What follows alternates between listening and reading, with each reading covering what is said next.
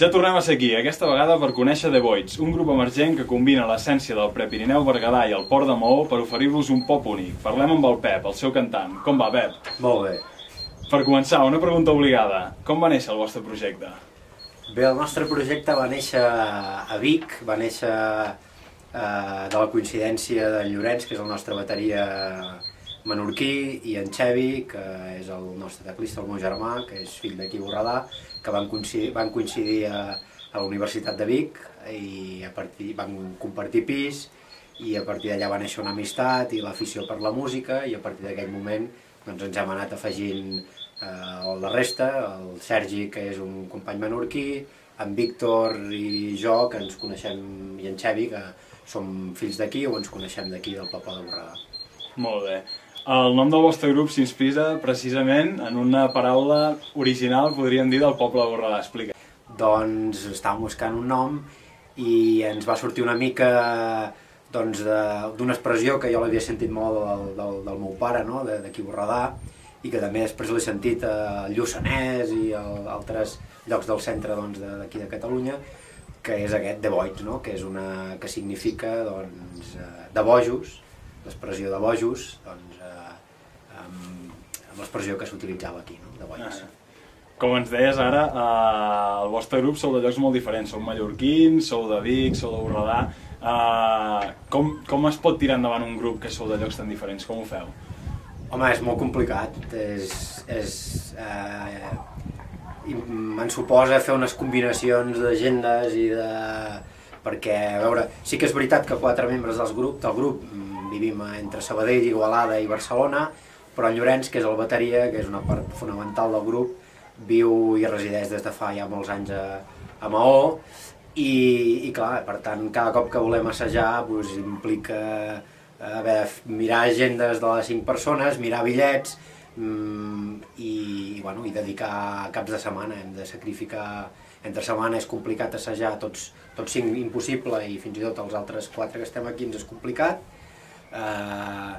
I després hem d'aprofitar els caps de setmana, assagem a Igualada, a una sala que ens cedeix a la companyia Teatre Nu, i ens reunim a Igualada els caps de setmana que podem, 2 caps de setmana al mes, intentem fer intensius, i allà matxacar i fer tota la feina que no podem fer, que la resta de grups fan cada setmana. Des del dia que et vaig veure tan rodona i vermelleta, eixugant-te la barbeta tota plena de farina, una ensaïmada de vorà, vaig saber que jo som el fornet que endolciria cada dia de ta vida, i és la cançó del fornet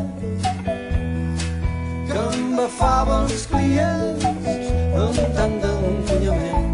El vostre estil, per molts, resulta difícil de classificar. Com el definiríeu vosaltres? És complicat. Nosaltres no...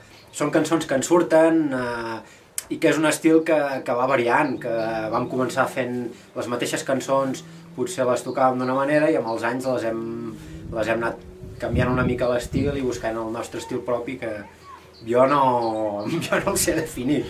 Nosaltres diem una mica que per l'estil de les lletres diem que fem pop sorneguer. Jo crec que intentem fer lletres amb sentit de l'humor, aplicar sentit de l'humor com... O sigui, la mateixa bogeria que ens porta a fer un grup d'aquest tipus, que una part són menorquins i els altres són d'aquí, semblaria complicat i difícil, no? Intentem això, transmetre-ho, que ho has de fer perquè t'ha d'agradar, has de posar-hi molt sentit comú, a vegades es creen situacions surrealistes, i una mica això és el que transmetem, no? I llavors el contingut de les lletres sempre diem que els nostres ídols són els forners, són els pagesos, són els mariners que surten a altes hores de la nit a pescar, els vigilants de nit, i també perquè, com que costa molt d'entrar a les ràdios i que et posin en prime time, doncs sempre s'ha donat la casualitat que quan ens han punxat de nit, i qui ens ha sentit són el meu germà, per exemple, que és forner, que ens ha trucat, tu, que ahir a les 3 del matí us vaig sentir, i aleshores és una mica... Suposo que això es transmet a les nostres lletres. I ja per acabar, fins al moment, la vostra discografia compta amb un únic CD, que és Sol i Sípies, i produït per Blau Disc Medi, i et volia preguntar de quin és el futur immediat de The Void, si teniu en ment algun altre CD, què us passa pel cap?